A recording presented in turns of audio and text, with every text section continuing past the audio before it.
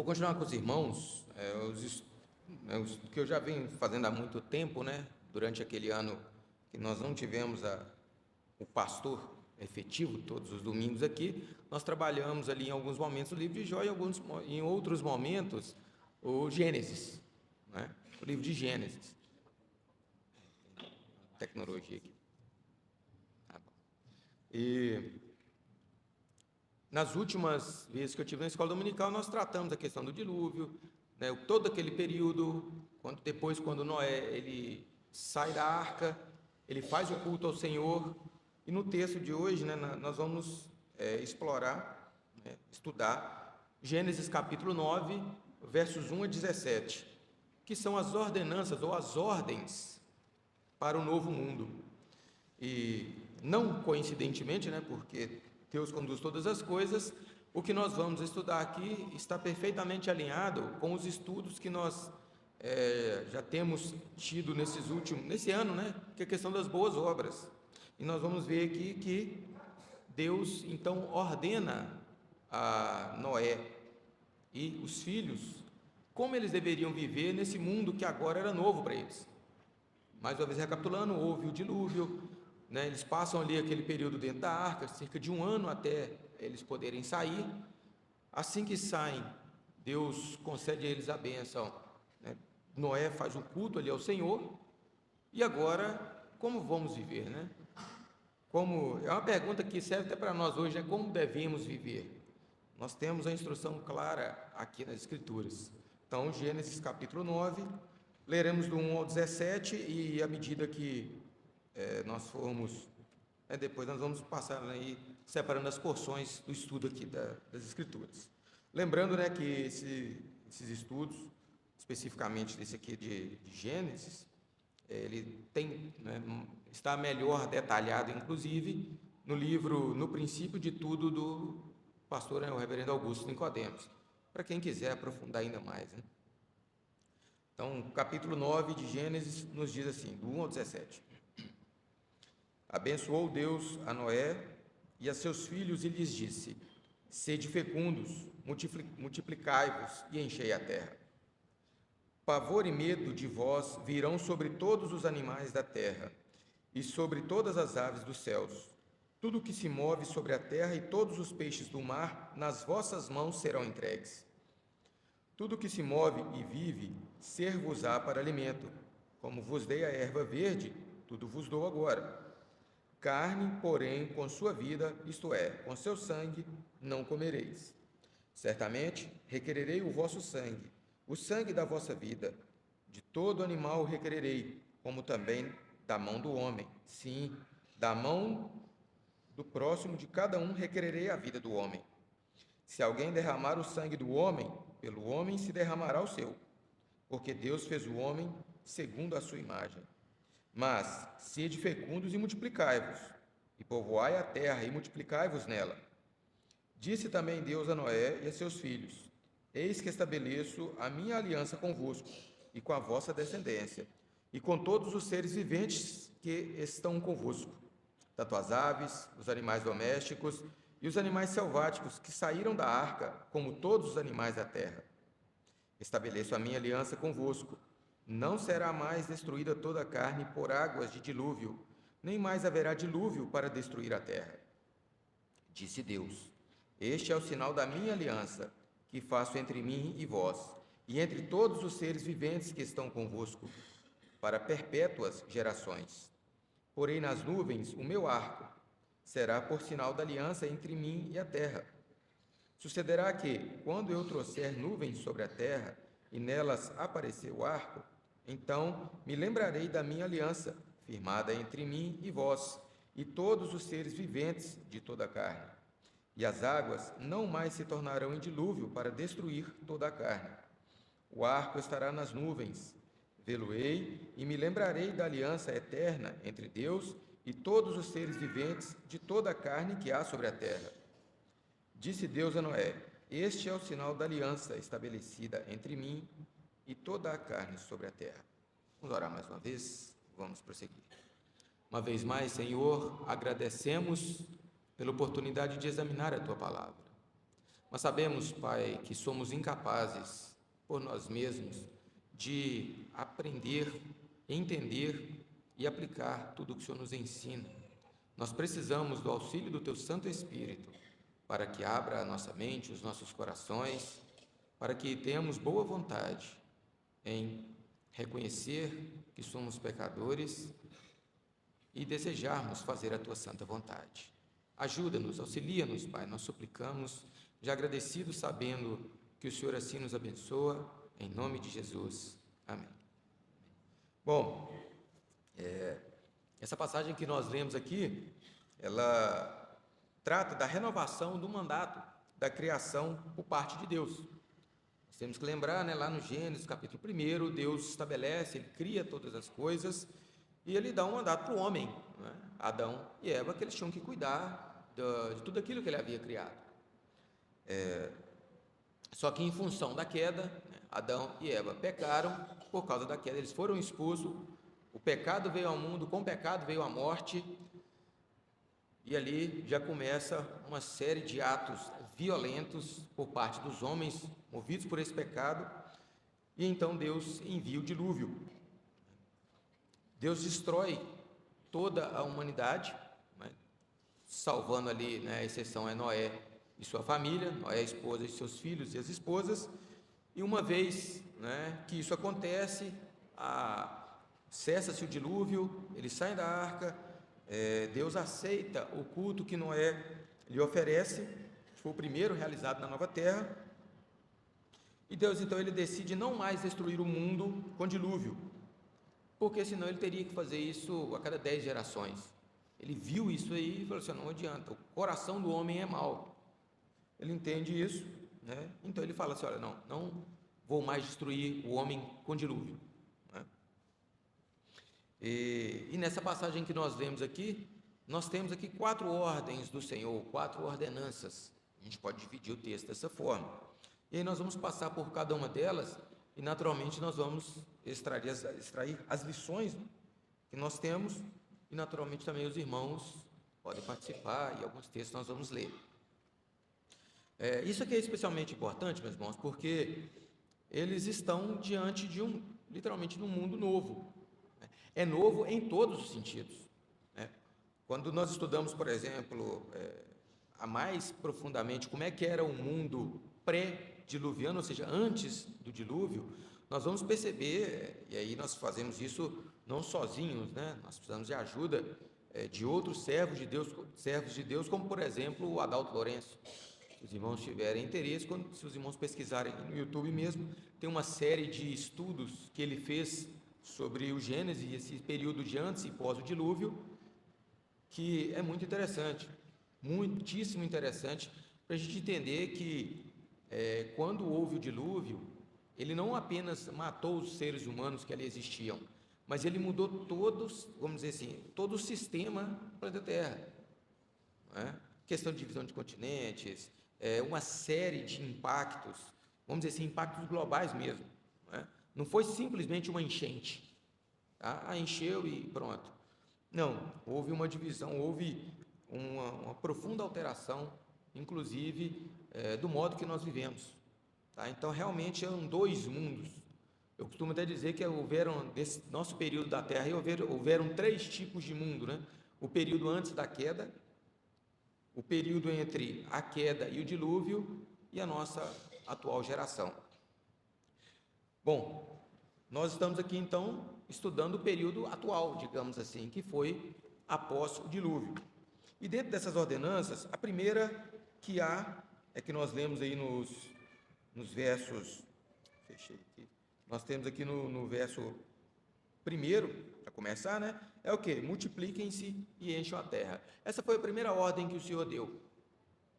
Deus já havia dado essa ordem aos animais, no Gênesis capítulo 8, verso 17, porém agora ele se dirige especificamente a Noé e a seus filhos, e dá a eles o mesmo mandato que ele deu a Adão, que nós encontramos lá em Gênesis 1, 28, se irmãos voltarem um pouquinho aí, Gênesis 1, 28, vai dizer: e Deus os abençoou e lhes disse: sede fecundos, multiplicai-vos, enchei a terra e sujeitai-a. Dominai sobre os peixes do mar, sobre as aves do céu, sobre todo animal que rasteja pela terra. Deus agora, ele está dando novamente essa ordem, mostrando que essa ordem então não foi restrita a Adão. Essa ordem foi para Adão, foi para Noé e que tem implicação para nós hoje, porque nós somos, nesse sentido, a descendência, vamos dizer, de Noé para cá, né? Ele diz especificamente a Noé e seus filhos.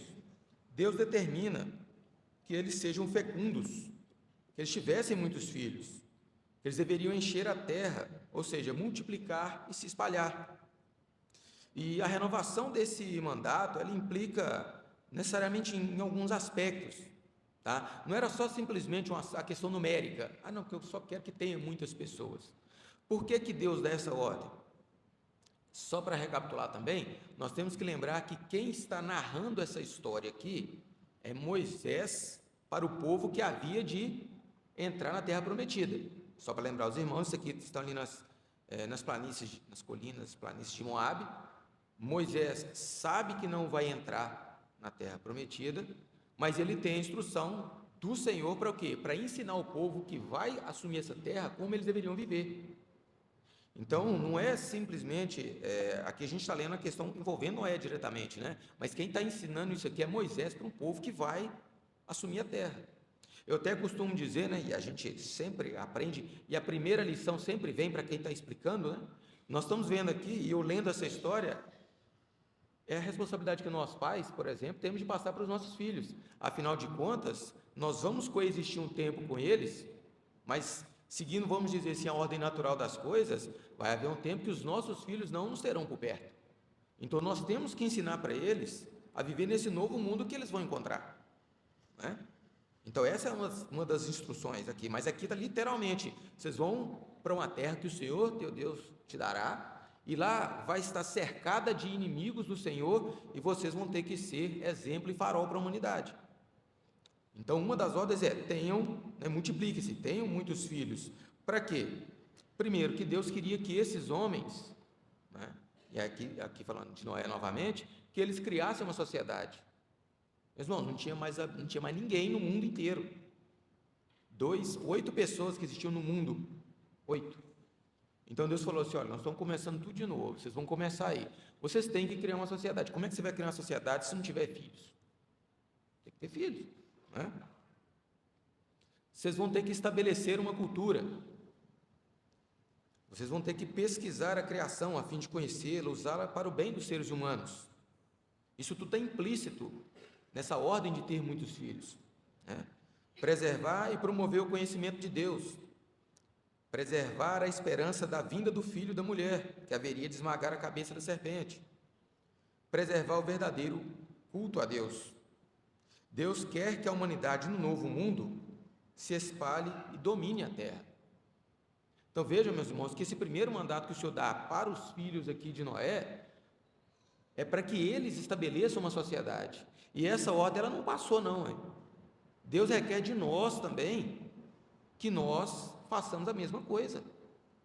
A questão dos filhos, e não é só a questão dos filhos, depois a gente explora um pouquinho mais, mas é o que? Nós temos que estabelecer essas coisas. Alguns teólogos vão chamar de teologia do domínio, né?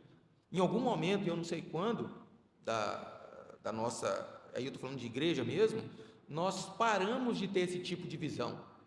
Nós ficamos cada vez mais reclusos enquanto igreja. Eu costumo dizer que parece até que é um tipo não sei onde é que esse padre fica, monastério, não sei, né? Coletivo, tipo assim, a igreja está aqui, eu não me envolvo com as questões relacionadas à cultura, arte, nós não nos preocupamos com isso. Muitas vezes a nossa preocupação é apenas vir ao culto, vir à igreja e fazer algum trabalho na igreja. O pastor explicou isso também bastante em outros estudos aqui. Mas veja que a ordem para Noé era exatamente essa: vocês têm que ter filhos. E por que tem filhos? Como é que você vai fazer isso sozinho? Quinta que a Rinara machucou, sexta-feira teve que pedir uma Amitex lá, mas ela não pode subir escada. Quem foi lá receber? Leonardo. Como diria meu avô, já está prestando já. Mas é o quê? Um menino foi lá para pegar.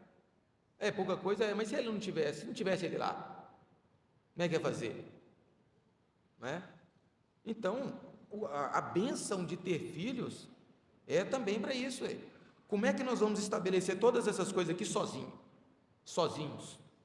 É impossível, meus irmãos, né? E o meio que Deus determinou é o quê? É através da geração de filhos crentes, né? Então, assim, a gente precisa disso, tá? Eu estou falando isso porque é muito comum na nossa sociedade atual essa questão de assim, eu pesquisei tentando encontrar a origem, por exemplo, dessa questão de 2 filhos. Eu cresci sendo ensinado assim, né? Tem que ter 2 filhos, de preferência um casal, ficar bonitinho, não, menino, menina. Mas esse número de filhos de 2, de onde surgiu isso? Eu não sei, eu pesquisei, já vi algumas teorias, Malthus, entre outros pensadores, mas uma coisa eu percebi, e eu tenho certeza, não é da Bíblia. A Bíblia não estabelece o número 1, 2 ou 10. Deus não colocou aqui número de filhos. Ele só falou, tenham filhos. Até porque, nós vamos saber quantos que vai ter? Ninguém sabe não, meus irmãos. Não é? E aqui, para preservar todas essas coisas, tá? Nós vamos voltar mais a esses pontos, mas vale a pena a gente gastar um tempo nisso, porque essa cultura de não tenho filhos, isso não provém da Bíblia, e isso foi ensinado, meus irmãos, dentro de igreja. Eu já ouvi isso dentro de igreja. Na verdade, da minha juventude para cá, quando eu comecei a frequentar igrejas evangélicas, né, e pela graça de Deus, hoje nós estamos aqui, mas aí o ensino era, você vai casar, espera uns 3 anos, tinha um negócio de 3 anos, que eu também não sei de onde veio, pra você aproveitar a vida, tal, não sei o quê, né? Como se você casar, e aí há poucos meses, tal, você ter filho, as pessoas ficavam assim, nossa Deus, coitado, não aproveitou nada do casamento. Falei, pelo amor de Deus, meus irmãos, isso não é ensinamento bíblico, e eu não estou aqui, tá? Eu estou me incluindo no problema, que eu também defendi isso, né? Eu defendi exatamente isso, e eu fui ensinado assim, e assim defendi, e vejo que isso é um ensinamento antibíblico. É claro que nós somos sofisticados demais, né? Nós somos descendentes de Adão, né? O homem pecou lá, Adão foi lá, comeu do fruto. Quando Deus, primeiro falta o culto, né? Ele brinca, né? Que a primeira coisa que quando Deus procurou não achou Adão. Quando foi conversar com ele, mas imediatamente o cara já sabia dar uma desculpa. Não, a mulher que só me deu. Então, se tem uma coisa que o nosso coração sabe produzir, é desculpas para não obedecer a Deus. E nós fazemos isso de forma muito bonita, né? É responsabilidade, né, meu irmão? Menino é caro, já viu o preço de escola, criar filho no mundo desse. Estava comentando com a Renata sobre essa passagem aí. A gente precisa se colocar, que isso aqui são pessoas. Noé era um homem, pecador, tal, como todos nós, era um homem como nós, né? Com a graça de Deus, nós vamos encontrar ele lá. Agora você imagina, a arca para. Como é que, quando aconteceu, por exemplo, as tragédias lá em Brumadinho, você imagina só, nem precisa imaginar, isso a gente viu, né? E dá para pesquisar. A barragem estourou lá, destruiu a cidade inteira, né? Mariana teve também, não é isso? Acabou com tudo. Aí as pessoas conseguiram fugir, né? As que não foram, evidentemente, né, alcançadas pela lama ali. As famílias foram desabrigadas, porque acabou com tudo. Agora você imagina, vem um helicóptero, pega você, sua família, e desce lá em cima onde era a sua casa, só tem barro. Aqui, ó. É daqui que você vai continuar. Meus irmãos, só tinha destruição quando Noé sai da arca. Você quer a situação pior do mundo para você ter filho? Eu não sei se, até brinquei com a Renata, eu não sei se alguns dos filhos de Noé, eu não sei qual era o conhecimento de medicina não, mas não tinha médico não tinha médico, não tinha eletricidade, não tinha nada. Quando aqueles homens começavam a andar, nós estamos falando aqui de 1 ano depois que a arca desceu, o que vocês acham que eles encontravam ao longo do caminho? Não tinha comida, não tinha nada. O que eles encontravam ao longo do caminho? Se eles encontrassem uma vila, eles iam encontrar corpos em putrefação. Um corpo ficar 1 ano dentro d'água. Eu não sei da biologia direitinho como é que vai ficar, mas depois que seca, não, nem o osso fica, o osso vai ficar no sol, né? Se ficar 1 ano debaixo d'água, vai ficar aquele negócio lá. o cenário que eles encontraram era um cenário de total destruição. E Deus fala: ó, é para ter filho aí. Os irmãos entendem como nós, todos nós, temos medo de obedecer ao Senhor? É medo mesmo, isso é medo, é medo.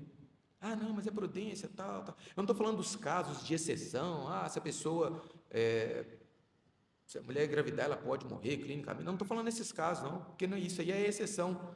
Nós temos que admitir que nós erramos com o Senhor, né? E nós temos medo de fazer as coisas que o Senhor manda, né? E nós, é claro que para a gente se sentir um pouco melhor, a gente utiliza artifícios para poder diminuir esse medo, e combina com outros pecadores como nós mesmos, de que, vamos todos nós aqui estabelecer que a gente está sendo prudente mesmo e acabou?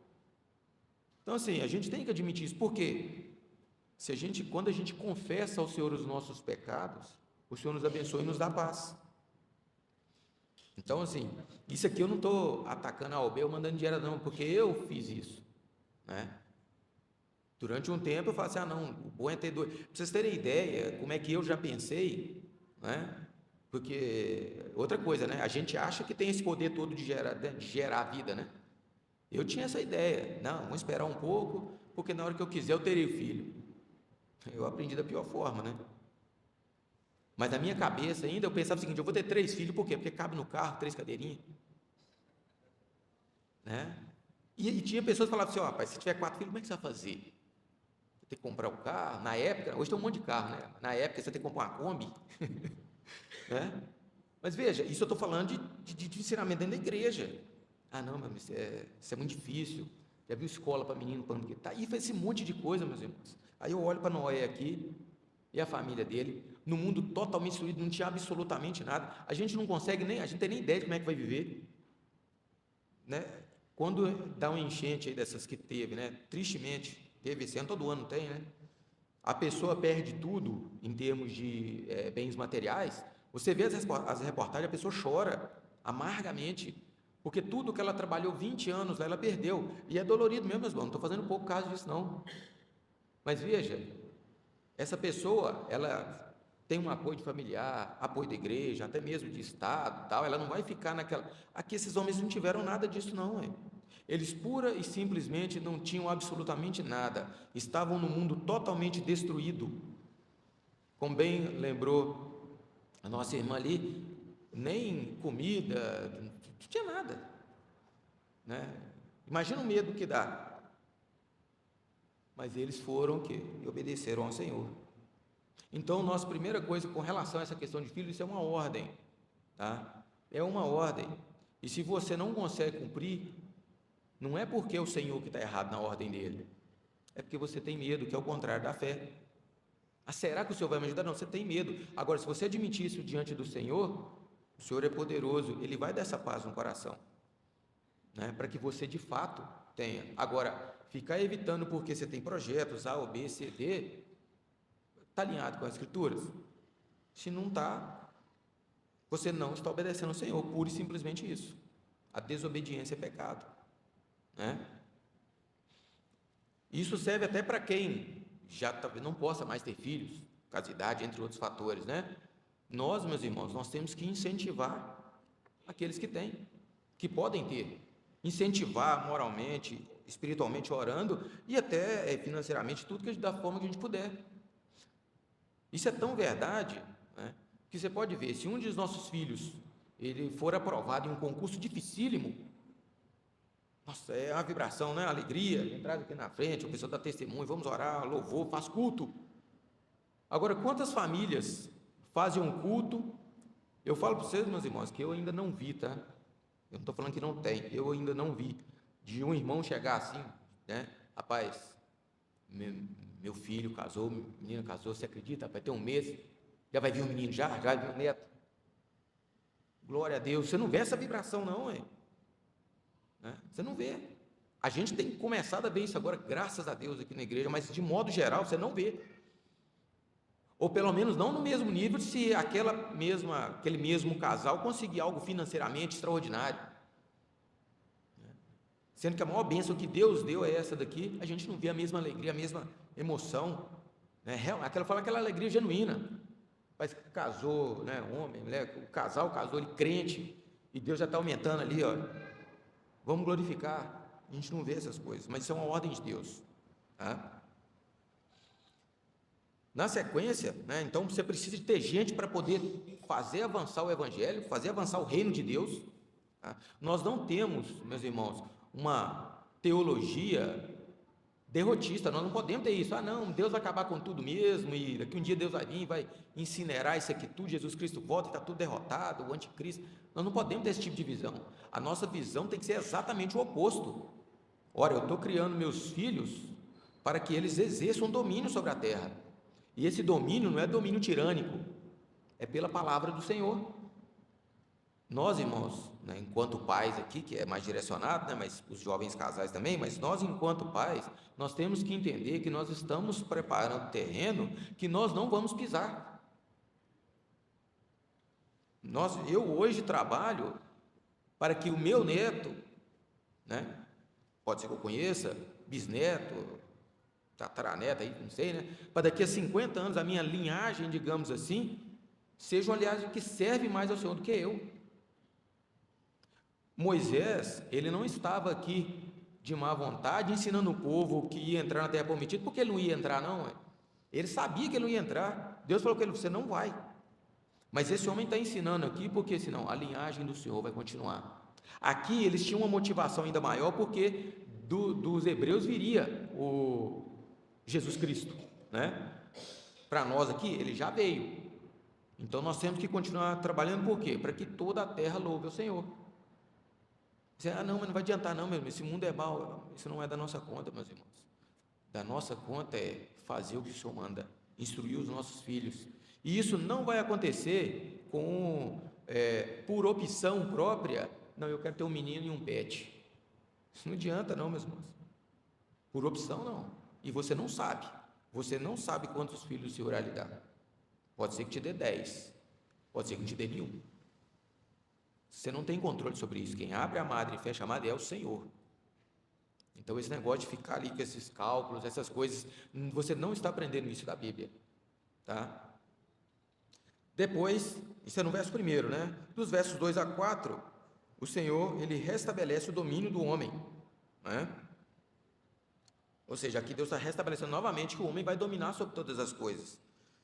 E aqui ele mostra alguns aspectos, né? Primeiro, Deus vai incutir nos animais o medo e o pavor dos homens, que é o início do verso 2, que nós lemos aí.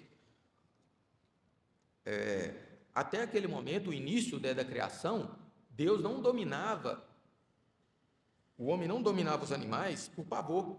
Antes da queda, era um domínio por amor. Os animais chegavam até Adão, não tinha, né, você não tinha medo de chegar perto de Adão, né? Nós nunca nem vimos isso. Mas Adão, por exemplo, ele não tinha medo de chegar perto de um leão, o leão não tinha medo dele, né? Mas agora Deus falou assim: olha, os animais terão pavor de vocês, os animais vão fugir de vocês. Mais um aspecto da queda, né? Deus entrega na mão de Noé e seus filhos todos os seres vivos. Domínio pelo pavor e medo é uma das consequências da queda. Então, infelizmente, por causa da queda, pode ver que os animais passam a ter pavor, e tem mesmo pavor do homem. Quando Deus diz que vai entregar tudo o que se move nas mãos dos homens, Ele está se referindo ao fato de que o homem pode usar a criação em seu benefício. A gente pode dar um exemplo: domesticar cavalos, bois, criar, para que eles sirvam, né, futuramente é falado do alimento, mas que eles possam trabalhar para o homem. Então esse é o tipo de domínio.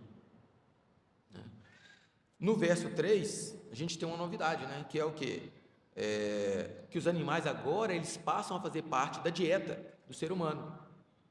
No verso 3, tudo que se move e vê será por alimento.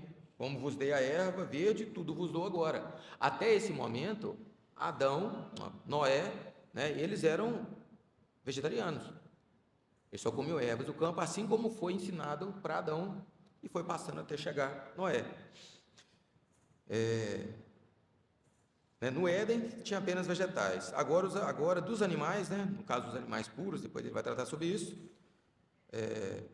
Essa também, o fato dos animais agora se tornarem alimentos para os seres humanos, é uma das causas deles terem pavor também. Agora o animal sabe, né, no sentido que a queda o afetou, de que o homem vai matá-lo para ele servir de alimento. E agora o homem pode criar animais para essa finalidade, né, para abate e consumo. Alguns estudiosos eles vão dizer que já havia consumo de carne de animais antes dessa ordem de Deus, mas isso acontecia como uma afronta a Deus. Deus não havia autorizado o ser humano a abater animais para alimentar, né? Mas agora não, agora Deus permite que isso aconteça. E também é claro que um dos motivos também é porque Noé e os filhos iam se alimentar ali. Por mais que naquela arca, lembrando que ficou um ano, né? Por mais que ele tivesse ali grãos, tal, celeiro e semente para plantar, isso ia demorar para nascer ainda, para cultivar e tudo mais. Então, um dos motivos também é que esses animais serviriam de alimento para Noé. Mas Deus coloca uma restrição, que está no verso 4. Eles não poderiam comer carne com vida, isto é, com seu sangue. Então, Deus aqui, e mais uma vez, né? Moisés, já sabe, Moisés era egípcio, ele conhecia muito bem como é que era a cultura, inclusive das nações pagãs, inimigas dos egípcios. Ele sabia muito bem que era comum nas nações pagãs atos, né, de selvageria contra animais, comer animal vivo, teve um show de uma banda dessas de rock, dessas bem demoníacas mesmo aí, que acho que foi, não sei se foi no Brasil que teve, que durante o show lá, eles pegavam o pintinho, e os caras matavam o pintinho ali no show, mordiam o pintinho assim, coisa absurda, ritual satânico, travestido de show. Então, aqui já há uma instrução para isso, olha, vocês não vão comer carne com seu sangue. Isso para evitar o quê? Selvageria e crueldade com os animais. O que mostra também o cuidado que Deus tem para com os animais. Oi? Doenças, muito bem lembrado, né? Porque você vai comer animal vivo, né? Sem preparo, sem nada, você vai, né? Obviamente vai ter questão de doença. Mas a gente vê claramente que o Senhor está cuidando de todas as coisas. Não é porque o homem agora ele pode abater o animal para alimento que ele pode causar crueldade nesses animais, né? Não é porque você pode hoje se alimentar de um boi que você vai ficar dando maus tratos a esse animal. Se você vai abater, tem a forma correta de abater, que vai ser, digamos, indolor para o animal, né? E não vai ficar causando esse tipo de coisa nele. E também previne o quê? Esse tipo de conduta de sacrifícios de animais em rituais satânicos e tudo mais, né? O sangue deles deveria ser derramado como água, como está lá em Deuteronômio 12:16, né? Deus entregou a criação para os homens, mas impôs limites para eles. Olha, tudo é de vocês, mas não é para fazer de qualquer forma. E há um segundo aspecto nessa questão que eu estou falando aqui, que Deus primeiro manda comer somente animais que têm o sangue derramado, né? Então também eles não podiam comer, não que eles iriam fazer isso, né? Mas não podia pegar animal morto, puxar fora e pegar lá carniça de animal, esse tipo de coisa. Mas você tem um outro aspecto, que é o aspecto teológico, né? Deus já queria preparar Noé e seus descendentes para valorizar o sangue como sendo vida. E isso vai preparar o caminho para a pena de morte, que nós vamos ver que vai ser uma ordenança, que será a terceira ordenança aqui. Então Deus já está preservando, já está ensinando Noé que, olha, o derramamento de sangue, né, é também o término de uma vida. Então já estava mostrando isso aí para eles. Você não pode derramar sangue pelo bel prazer, por diversão, por esporte. Não, quando você derrama sangue, você tira uma vida. E Deus leva em conta cada vida, né? E mais adiante, né, na história da salvação, o sangue terá um lugar especial no culto a Deus, que é desenvolvido através das leis mosaicas. A gente vê isso lá em Levítico 17, de 11 a 14. Né? E há naturalmente o aspecto escatológico, futuro, que é apontar para o sacrifício de Jesus Cristo, que teve o seu sangue derramado pelo seu povo. Então, todo o povo de Israel, e aqui eles estão sendo ensinados já no ensino para Noé, de que o derramamento de sangue acompanharia a vida do homem. Nos versos 5 a 7, a terceira ordenança, pena de morte. Esse é um assunto também que se tornou polêmico dentro de igreja, não sei porquê. Está escrito aqui, versos 5 a 7, nós lemos, né? Deus estabelece a pena de morte para quem tirasse a vida de um ser humano. Apenas no verso 5, Deus repete 3 vezes o requererei, ou que é a mesma palavra para cobrarei, né? Para enfatizar a gravidade do que ele está dizendo. Ele fala, essa cobrança ela recairá sobre homens e animais. Homens e animais, ou seja, se um animal ferisse um homem, ele deveria ser morto. Em Êxodo 21, 28, nós vamos ver lá, se o boi for chifrador e matar uma pessoa, esse animal vai ser morto, né? A pena de morte. Meus irmãos, Deus criou o homem não no mesmo grau de valor que ele criou os outros animais, né? Os outros animais não, o homem não é um animal, né? O homem é distinto. Deus criou o homem distintamente. Deus preza muitíssimo pela vida do homem, né? Então, quando a gente vê essa série de brutalidades que acontece no mundo e os homens achando que eles não serão cobrados por isso, meus irmãos, Deus não vai deixar barato essa questão de ficar matando as pessoas. A gente vê essa covardia e aí as pessoas conseguem se evadir da justiça humana que é falha. Meus irmãos, é Deus que vê todas essas coisas. Tanto é que já aqui, ó, veja bem, Deus está falando isso aqui para uma plateia de 8 pessoas, todos da mesma família. Você imagina, né? Aqui serviria talvez de exemplo a Ingrid, né? Se ela estivesse aqui, mas o Diego. Imagina o Diego ensinando para os 6 filhos: ó, não pode matar, tá? São tudo irmão, tudo da mesma família, não pode matar. Você imagina você ensinando seu filho: ô meu filho, você não pode matar seu irmão, não, tá? Você não vai imaginar que seu filho vai matar seu irmão, mas aqui Deus já está falando para Noé: ó, não pode, se matar, eu vou cobrar. Eu vou cobrar para a família. Naturalmente está implícito que o mesmo acontecerá com um homem assassino, né? Se Deus já ia punir um animal que mata um homem, muito mais um homem, né? E aqui, claro que Deus está falando em caso de assassinato premeditado, esse assassinato onde há o desejo de encerrar a vida do outro. Ele não está falando aqui nas causas, por exemplo, de legítima defesa, né? Em Êxodo 22, 2, não estou puxando todos os textos aqui para a gente conseguir chegar, então não dá 10 e meio, não acabou. Mas não está falando aqui de legítima defesa, mas em Êxodo 22, 2 compensa ler. Uns irmãos abram, por favor, aí. Êxodo 22, 2.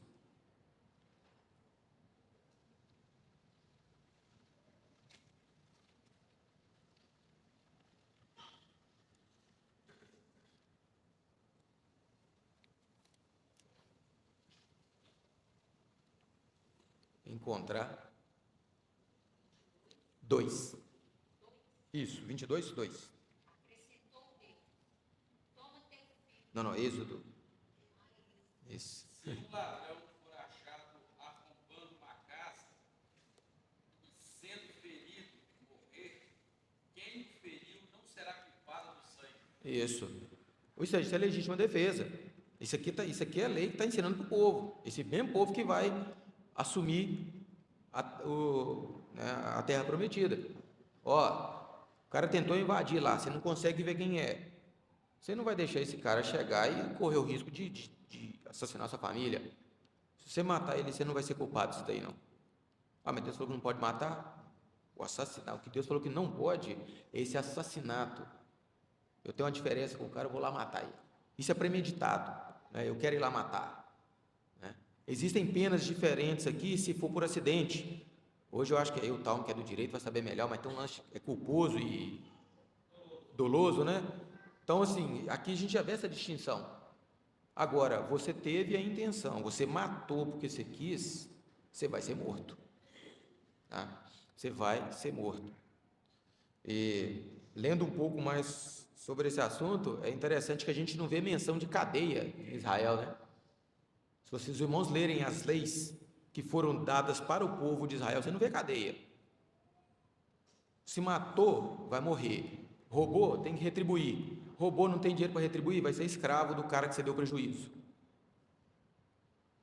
Agora prender o cara e ficar alimentando ele lá, não. É assim que era, né? É assim que funcionava. A gente pode até explorar isso em um outro momento, mas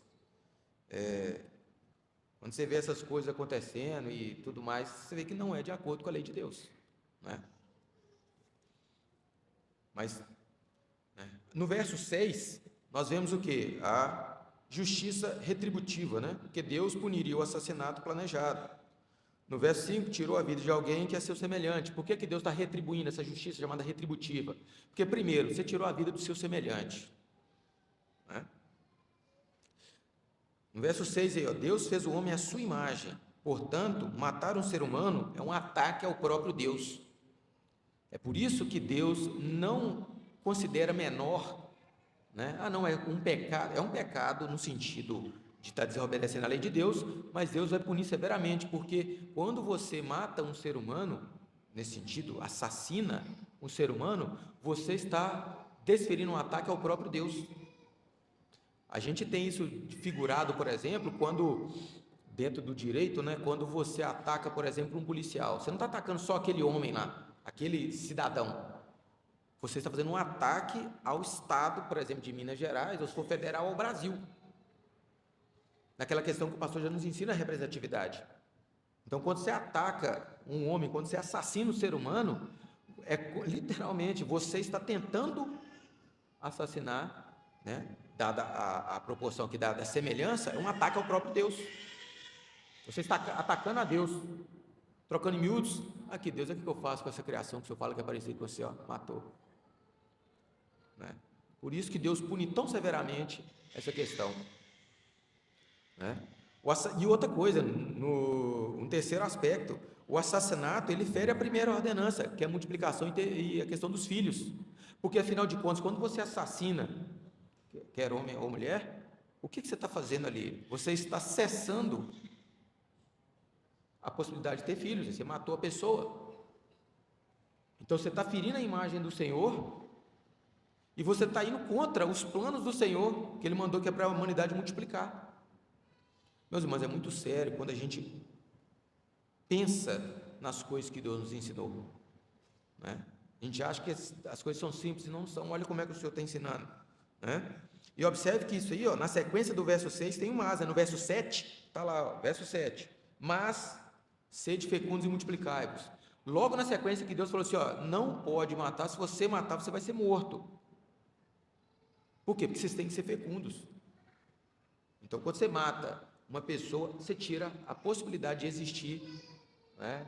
Você está tentando cessar a obra do Senhor. Olha lá,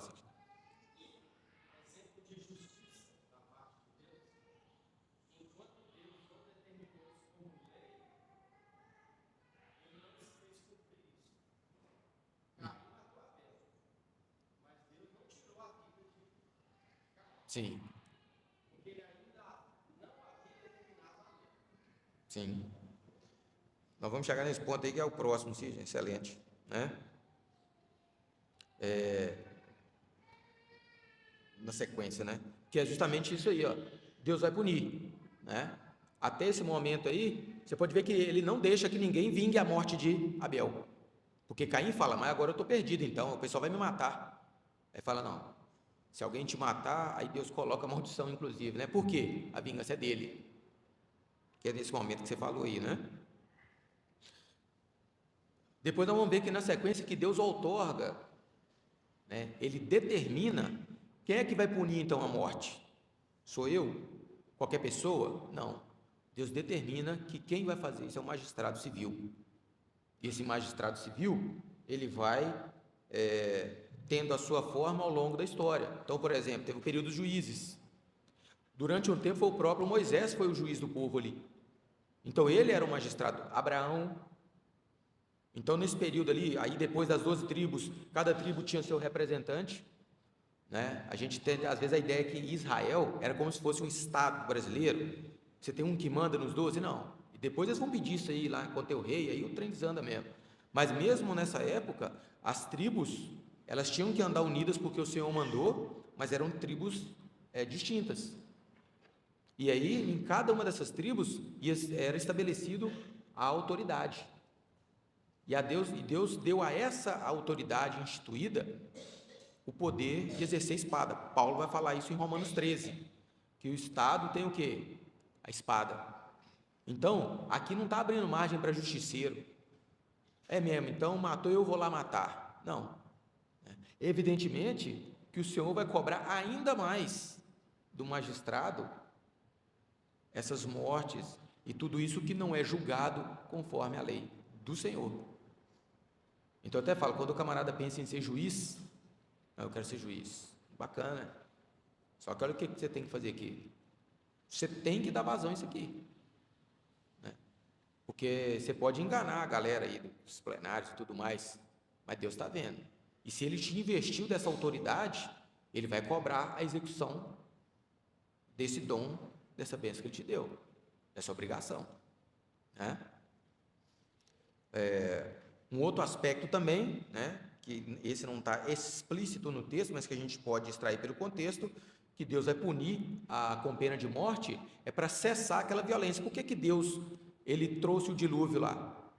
A violência do homem aumentou de tal forma, né, que Deus precisou mandar o dilúvio. Gênesis 6 fala isso.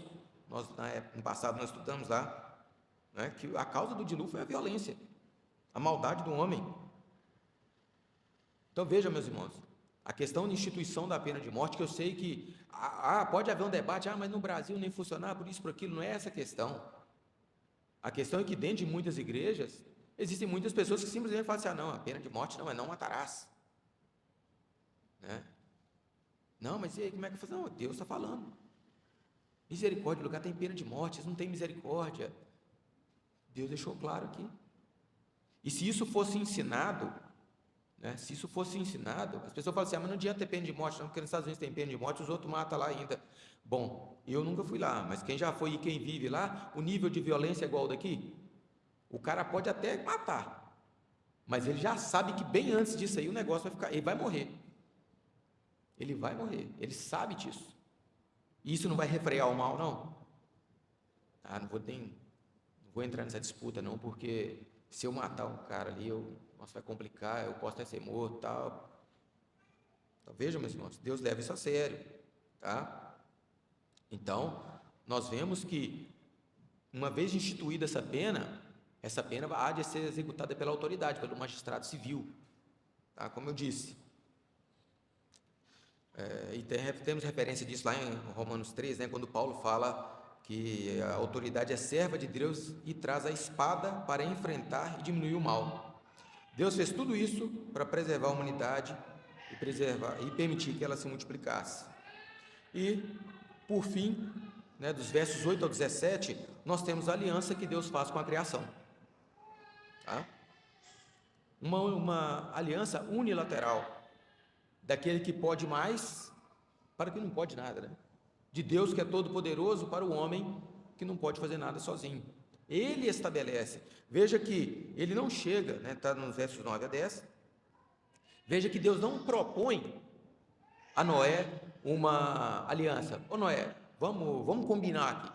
Não, eu vou fazer assim, assim e assim. Essa aliança, ela pressupõe o quê?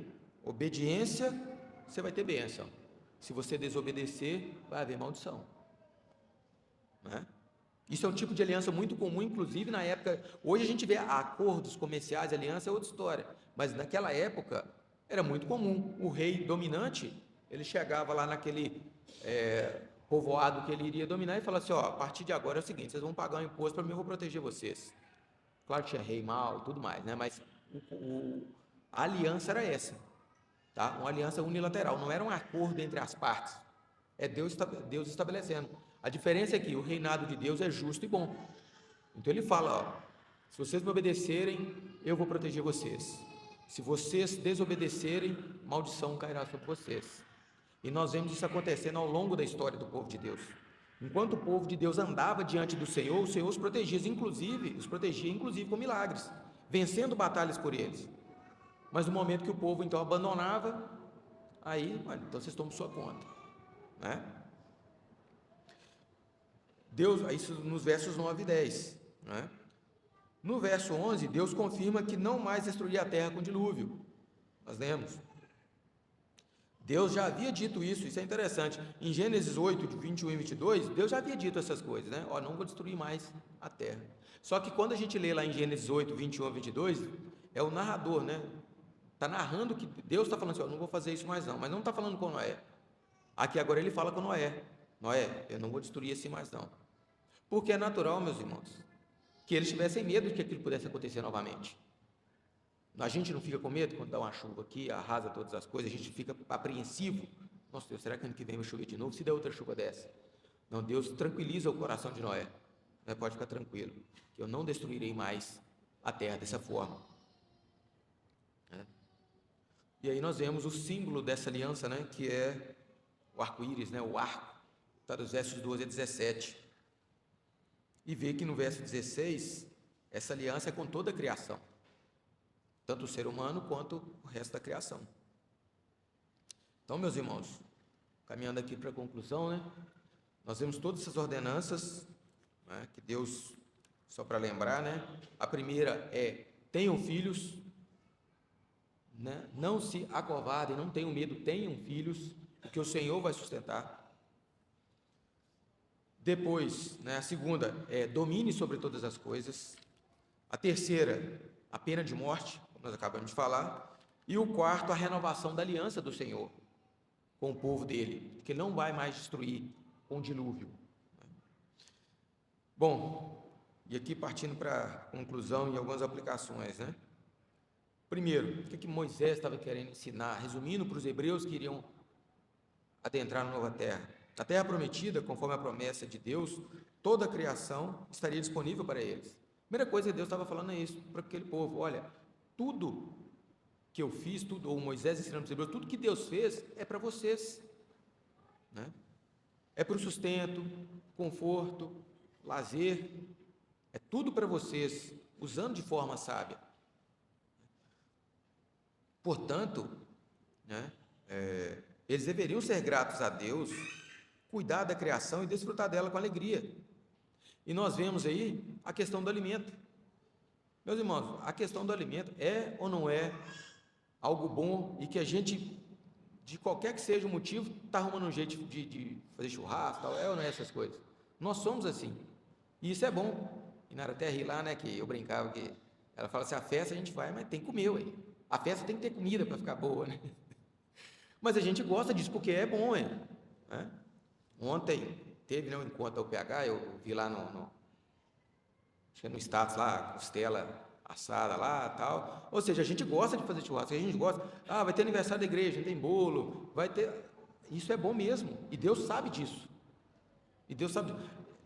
E quando Deus dá, qual que é o distintivo? Qual que é como é que chama? A definição que Deus dá para a nova terra que eles iriam possuir. É uma terra que faz o quê? O que tem lá? Mana, leite e mel. Deus falou assim: ó, é uma terra que tem bom minério, vocês vão poder fundir o minério, fazer aço, né? Lá tem muita pedra preciosa, tem ouro. É terra que mana leite e mel, meu filho. Quando os espias foram lá, eles voltaram com um cacho de uva carregando nas costas. Até fiquei pensando, é uva de Itu, né? Parece um cacho de banana, é uva. É tipo assim, ó, rapaz, a uva, pra você ter ideia como é que é a terra, lá a uva, lá, o caixa tem que carregar, é com as duas mãos, não é na mão aqui não. É Deus mostrando assim: isso é uma coisa boa, alimento é uma coisa boa, e Ele dá todos os alimentos aqui para o povo de Deus, né? Vocês podem comer de todas as coisas, claro que tem as restrições de animais puros, impuros, que vai ter no futuro, mas Ele está dizendo o seguinte, que Deus fez a criação para o benefício do ser humano. Não é essa inversão que a gente vê hoje, né? Hoje o ser humano está vivendo para sustentar a criação. Não interessa, aqui se tiver uma orquídea que o pessoal achar que só teve dela, tem 5 dela no mundo, não interessa. Se você passar de carro ali com a ambulância salvando uma vida e destruir aquilo ali, você está preso, você matou uma planta. É claro que isso aqui não é uma licença para desmatar e estragar todas as coisas, mas o homem está invertendo as coisas. A pessoa deixa de ajudar um ser humano necessitado porque vai pagar R$5.000 a cirurgia de um cachorro. É nesse sentido que a humanidade está se perdendo, invertendo a ordem de Deus, que é o que Satanás quer, né? Mas aqui Deus está falando o seguinte: olha, tudo é para vocês, né? Tudo que existe é para vocês se esmerarem nisso, para o benefício de vocês mesmos. E ele está ensinando também para o povo, para os hebreus ali, a santidade da vida. Esses homens, esses hebreus, eles viram muita crueldade por parte dos egípcios em cima deles, né? Mas aqui eles estão sendo ensinados, olha, o que Deus criou, a vida do ser humano, ela é preciosíssima aos olhos do Senhor. Você não, isso não só dos seres humanos, mas também da criação, né? Vocês não, dos restantes animais, mas principalmente do servo de Deus, né? Vocês têm que proteger a vida do ser humano, vocês têm que proteger de todas as maneiras possíveis, né? Não deveriam comer carne com sangue, nós explicamos, né? Deveriam se multiplicar, dominar todos os aspectos da sociedade, né? E este seria um dos aspectos distintivos dos povos pagãos ao redor, né? Que menosprezava a vida dos homens e dos animais. Meus irmãos, quando Deus está formando esse povo aqui, é para que as nações pagãs que estivessem ao redor, quando olhassem para eles, tinham que ver um povo generoso, que ama o próximo, que é a imagem e semelhança do Senhor. É isso que Deus estava querendo formar ali. E nós temos que ter essa preocupação conosco também. Será que nós somos vistos enquanto povo de Deus? E aqui não estou falando necessariamente questão de denominação, mas enquanto povo de Deus, nós somos vistos como pessoas que amam o próximo, ou simplesmente umas pessoas um pouquinho melhores, mas que têm os seus objetivos egoístas à frente de todas as coisas? Eu quero estudar medicina. Você quer mesmo salvar vidas? Você quer mesmo cumprir essa ordem aqui do Senhor de cuidar das pessoas? Ou porque médico ganha muito dinheiro? Porque se for porque ganha muito dinheiro, você está pecando contra o Senhor. E Deus vai cobrar cada uma dessas vidas das quais você foi negligente em cuidar, porque afinal de contas você não gosta muito disso, né? Você só queria o dinheiro. Então veja, meus irmãos, é muito sério. Deus vê a esse nível, né? Moisés quer assegurar a Israel que Deus não vai destruir, explicando também, né, o povo com o novo dilúvio, né? Então Moisés está querendo ensinar para aqueles hebreus o seguinte: olha, vocês podem edificar, construir, ocupar toda a terra, porque Deus não vai destruir, não vai mandar outro dilúvio. Ou seja, o esforço que você está fazendo hoje não vai ser perdido daqui a 10, 20 anos. Você pode construir isso para que as próximas gerações honrem ao Senhor. E aí, meus irmãos, nesse último aspecto, né, eu vi uma entrevista que foi feita com um judeu, né, o assunto lá era um cara que é um banqueiro perguntando para um judeu como é que era, por que o judeu é tão próspero financeiramente, né? Então o assunto era esse, mas em um dado momento lá, a parte que nos interessa é que ele falou assim, o judeu lá tinha 65 anos, que o cara estava perguntando, né, o entrevistador. Esse judeu de 65 anos chegou para esse entrevistador, que é dono de um banco, e falou assim, olha, e é assessor de investimento, ele falou assim, eu quero um investimento, e o cara já é rico, esse judeu já é rico, eu quero um investimento, mas que eu não vou usar. Como não vai usar? Não, eu quero comprar um ativo financeiro que eu não vou ter chance de gastar. Ele comprou lá um tesouro, o cara tem 65 anos, ele comprou o tesouro 2060, né, coisa que ele tem que ter mais de 90 anos para vencer lá e tal. Mas por quê? Ele falou assim, não, porque isso aqui já é para a próxima geração. E aí eles falam uma coisa interessante, que os judeus, eles têm o hábito de ter a linhagem deles, uma árvore genealógica. Ele faz questão de escrever quem foi o pai, mãe, filho, tal, avô, né, e conta a história deles. Eu achei isso interessante porque não é exatamente isso que a gente vê nas escrituras. Genealogia, genealogia, genealogia. A gente passa batido muitas vezes, né? Mas a pergunta que fica para nós, né, que eu comecei a refletir em mim mesmo: eu tenho genealogia? Eu só sei até meu bisavô, eu não faço ideia de quem seja além deles. Até mesmo meu bisavô e minha bisavó, eu sei quem são, mas qual é a história dessas pessoas? Será que os nossos tataranetos vão conhecer a nossa história?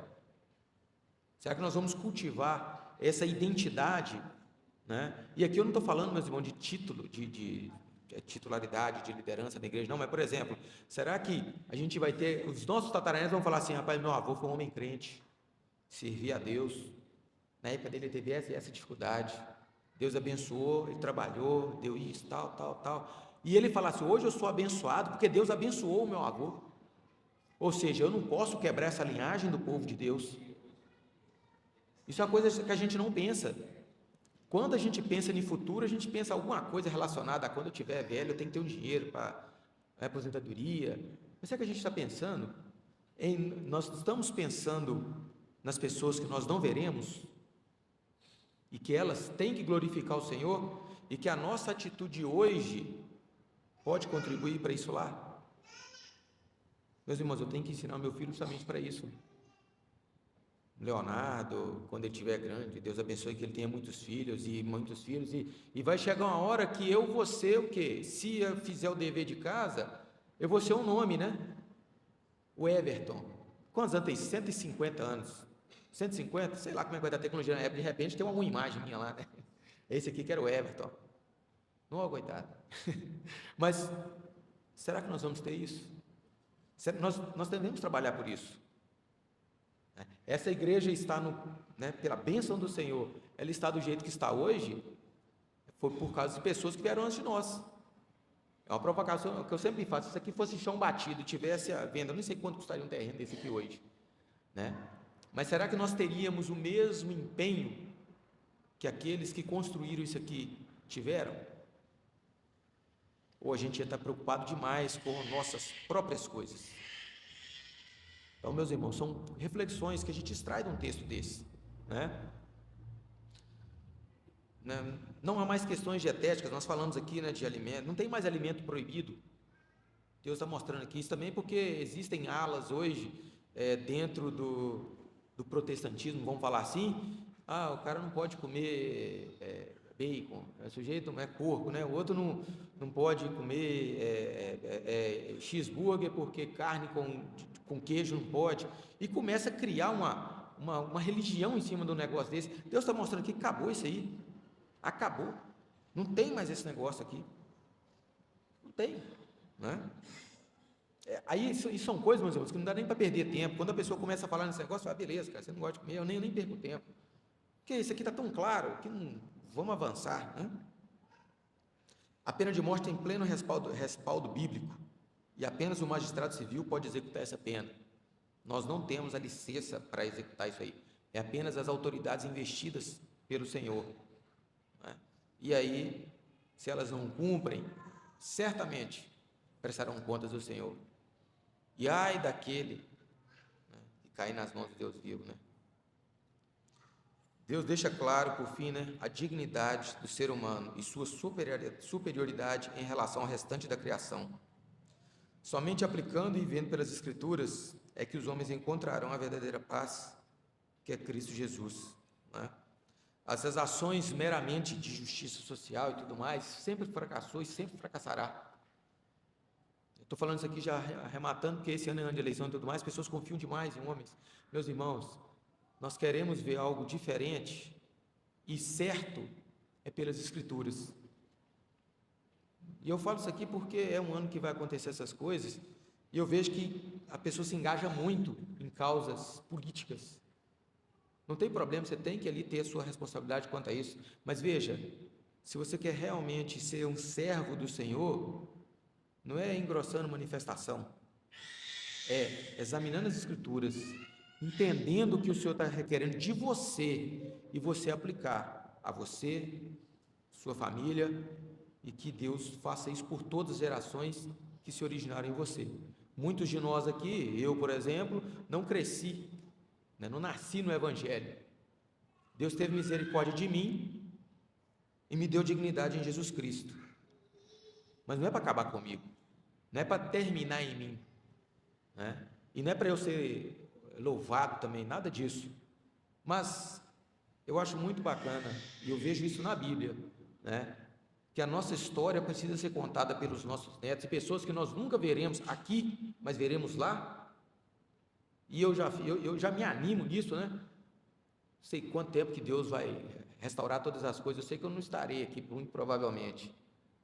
Mas você imagina eu vendo 1000 pessoas depois de mim, vendo Leonardo depois de morrer, depois que Deus restaurar todas as coisas, ressuscitar nós todos, corpos perfeitos, chegando lá vendo o Leonardo e meu neto, bisneto, tal. Pô, rapaz, você nunca nem viu? Aí, não, pois é, rapaz, isso nem sei como é que vai ter, né, como é que vai ser isso aí. Mas são coisas que vão vir de nós, meus irmãos. Se isso não nos animar a buscar o Senhor, né, saber que Deus usou vasos tão ruins como nós para criar uma geração inteira de gente que adora Ele, se isso não animar nós, o que vai animar? O contrário, isso é só o teu jeito de prosperidade. Vai arrumar um carrinho, qualquer coisa aí, e pronto, e vai morrer, acabou. Então, nós vemos nesse estudo aqui que um simples capítulo, né? Aliança de Deus com esse povo, a quantidade de riqueza de informações que nós temos aqui, né? E que Deus, meus irmãos, nos abençoe para que realmente nós possamos viver e vislumbrar isso aí. Eu achava que Moisés tinha ficado muito chateado quando ele viu a terra. Eu tinha comigo isso mesmo, né? Moisés deve ter ficado deprimido. Ele está vendo a terra e não vai poder entrar, né? Moisés, sempre, isso aí acontece com todo mundo, tá? Nicodemos também. Até no livro dele eu já encontrei esse erro aí. Falei, então. Mas Moisés, eu imagino que, eu pensava assim, né? Deve ter ficado extremamente deprimido, porque ele está vendo a terra que ele não vai entrar, por causa de um pecado dele mesmo. Mas quando eu vejo que esse homem tinha plena certeza de que daquela nação que ele liderou ali, a despeito dos erros dele, viria o Messias, isso encheu o coração dele de alegria. E o Messias que hoje ele vê, né? Então, meus irmãos, os irmãos tiveram alguma contribuição?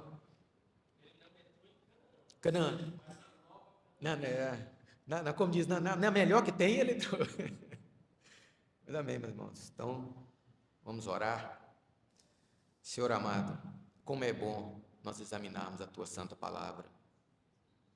Quando nos alegra saber que o Senhor tem usado pessoas como nós, que somos pecadores, mas que somos regenerados em Jesus Cristo, nosso Senhor, para prover uma geração que louva e exalta o Teu santo nome. Senhor, que honra é para nós quando vemos os nossos filhos orando e glorificando ao Senhor, porque sabemos que não fomos nós que fizemos isso, mas o Senhor operou no coração deles, cumprindo a promessa que o Senhor fez a nós mesmos, que uma vez que o Senhor nos salvou, o Senhor também salvou os nossos filhos, por isso são chamados filhos da aliança. Senhor, nós agradecemos por essa oportunidade, por entender mais da Sua palavra, e pedimos mais uma vez, Senhor, ajuda-nos a termos realmente os nossos corações voltados para a obra do Senhor, para fazer a Tua santa vontade. Anula em nós esses desejos egoístas e pecaminosos, e no lugar, Pai, coloque o desejo vivo de fazer a vontade do Senhor, honrando o Teu santo nome, para que possamos, por toda a eternidade, servir a Ti. Bendito seja o Teu santo nome, nós agradecemos em nome de Jesus. Amém.